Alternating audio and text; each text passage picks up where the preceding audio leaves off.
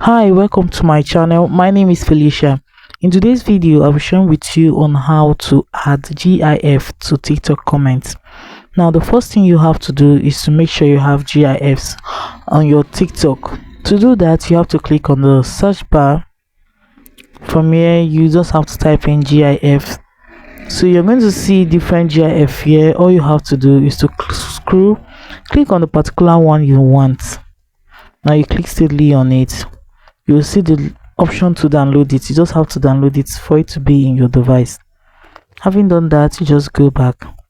Now here's straight to the video where you want to add GIF. Let's say I want to add GIF to this particular video.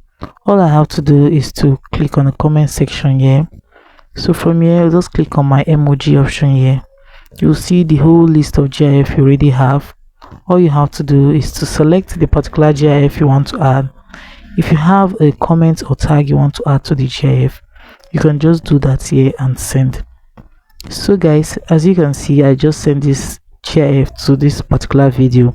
So guys, if this video was helpful, please do well to subscribe to this channel for more helpful tips like this, and do not forget to like and share this video.